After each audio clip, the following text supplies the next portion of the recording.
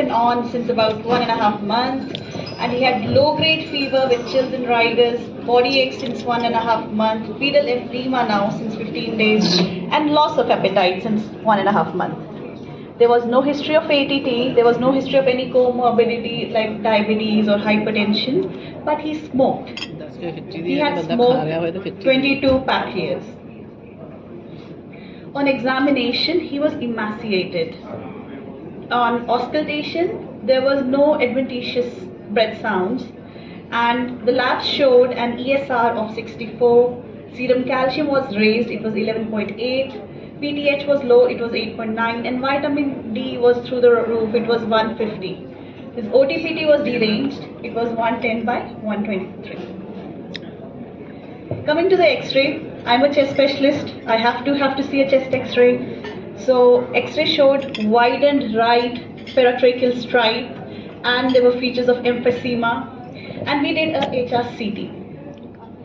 HRCT showed a large heterogeneous soft tissue density which was nodular with multiple hypodense areas within it, and it sized up to 4.1 into 5.4 centimeter in the paratracheal region. Let me highlight it for you. Here you can see a large nodular lesion involving the right paratracheal location. It was encasing the aorta, and there was evidence of mediastinal lymphadenopathy. So what do we do next? This patient had already been to multiple physicians and was now had almost given up. And that's when we decided that we have to see what this mass lesion is. And the patient was very fearsome of undergoing any kind of procedure, because in his head he had this thing that this is malignancy and it's going to be identified as malignancy. So he kind of didn't want that news to break out to him. He had been told by some other physician that there's a high risk of this being malignant, but we convinced him to be evaluated further, and we did an endobronchial ultrasound guided transbronchial needle aspiration and needle biopsy. As a practice, I always do needle biopsy because needle aspiration does not yield good enough samples if we need immunohistochemistry later on. Since we were also thinking it could be malignancy, this patient had smoked for many years and he looked emaciated, ESR was high, and looking at the calcium and everything, I thought it could be a paraneoplastic syndrome that we are dealing with here. So we went in for the invasive diagnostic procedure. So here you can see that the needle is there, and you're able to see that ultrasound picture. Surprisingly, the histopathology showed dense lymphoplasmacytic infiltration with few macrophages, many histiocytes, many granulomas, and many capsulated fungal organisms. So this was on PASS and GMS, and we have a very good pathologist in-house who was able to pick this up. But they could not tell if it is cryptococcus or is it histoplasma. And because this was not subject to the microbiology at this point, but this was a diagnosis based on the histopathological stains. We did the urine histoplasma galactomannan antigen, it was negative. I have not mentioned here, but his blood galactomannan and beta-D-glucan were also negative. In view of so how did we manage this patient? We knew that we are dealing with either histoplasmosis that also classically has association with hypercalcemia, but then so do so many other granulomatous diseases. So in view of hypercalcemia, the patient received hydration and injectable calcitonin followed by 1 shot of zoledronate after about 2 weeks, as the serum calcium was very persistent. It would increase as we tapered the calcitonin. And for the definitive management of cryptococcus versus histoplasmosis, the patient received nearly 10 days of liposomal amphotericin B. We wanted to do total of 2 weeks, but the patient started having renal impairment, so we were not able to proceed with that. And this was followed by itraconazole nearly for about 10 months, and the paratracheal mass has almost disappeared. Patient has regained weight, is having a sense of well-being, and is still under follow-up. So the take-home message with this case is that not all lymphadenopathy is tuberculosis. Not all masses are malignant, even if they, the way it was described, it was encasing the aorta, but it was still not malignant. EBUS TBNA and EBUS TBNB are game changers in mediastinal disease diagnosis. Actually, not just mediastinal. We saw how Dr. Chenam Chetty showed us a case where he did radial EBUS, and he took samples from a peripheral or a parenchymal lesion, and he was able to demonstrate that it was actually organizing pneumonia. So we all believe in early and definite diagnosis for accurate treatment, and that is exactly the premise for evidence-based medicine that we all advocate. Coming to the next case. So this was a very interesting case. This was a young girl, 22 years old, who had dry cough since 2 years. She had history of weight loss since the past 2 months, and she had already been evaluated outside. She had undergone sputum testing multiple of times, which is negative for AFP on AFP smear. MON2 was negative. ANA was also done. Somebody had thought of vasculitic diseases, and vasculitis profile was also done. It was negative. And somebody thought of CTD, and so was ANA by immunofluorescence and ANA 18. So this is the X-ray. What do we see here?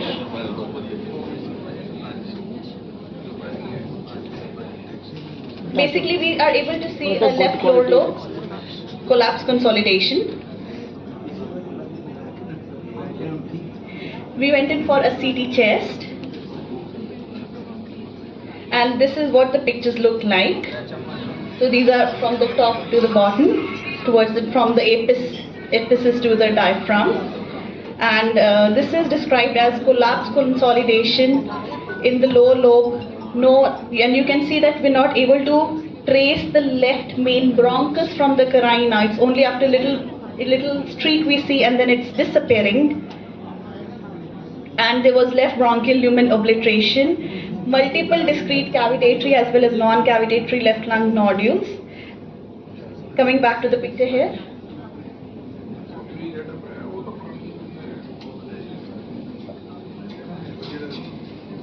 So you can see some soft fluffy shadows as well, lesions as well, and you can see some cavitation as well. And the differential given was that it could be infective, it could be granulomatous being tubercular or vaginous. However, mitotic and metastatic pathology also needed to be ruled out. So we did a bronchoscopy, which is the basic thing that we could think of. At least we ought to do a bronchoscopy in this case.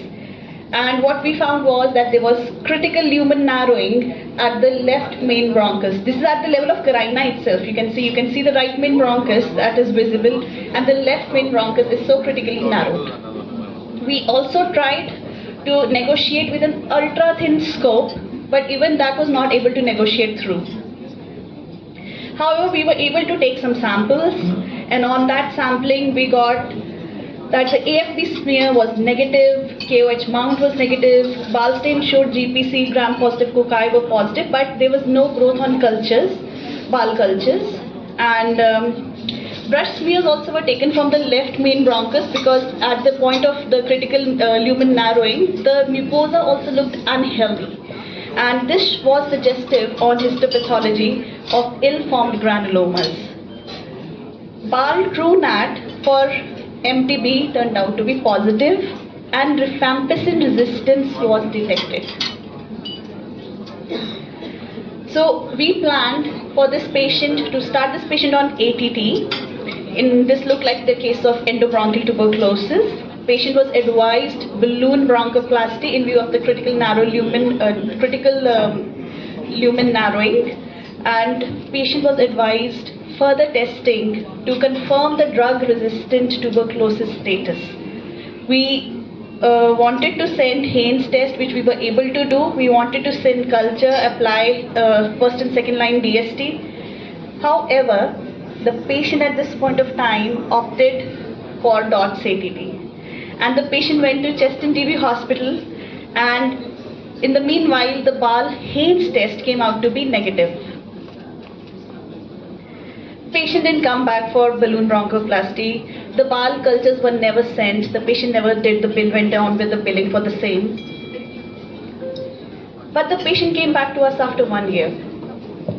Patient had received ATD for drug-sensitive tuberculosis at a local DOTS center. As per the DOTS card, patient had documented smear positive sputum at the beginning of the treatment and TrueNAT was not mentioned. However, we made the effort to fetch details from the NICSHE portal and we found that they had documented that TrueNAT was positive, rifampicin resistance was not detected. So the first point here is we see a discrepancy where we had a patient where the TrueNAT was positive, rifampicin resistance was there, but when they retested, the smear was positive by that point of time, and TrueNAT being positive but rifampicin resistance was not there. And during the treatment, they had documented that the sputum microscopy eventually turned out to be negative. So post-ATD, the patient had been asymptomatic in the interval period. Weight at the start of ATD was 57 kgs. Weight at the end of ATD was 70 kgs. So what brought her back to us? She had now come with fever since 1 month and it was high-grade fever. She had fever of 101 to 104 and it was associated with headache which was relieved for only 3 to 4 hours, taking paracetamol every 2 to 3 paracetamol per day. She had cough since 1 month, she had little expectoration and she had increased weakness, vomiting off and on, GI intolerance, loss of appetite and weight loss of 3 kgs in the past 1 month.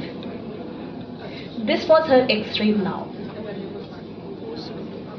So it's remarkably, we can see how bad it has gone over a period of 1 year.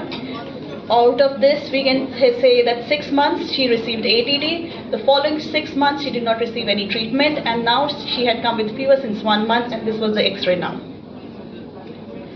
She had already received outside Monosef, Augmentin, Ceftum, Claribate over the past 1 month, and now we had to decide what we could do next.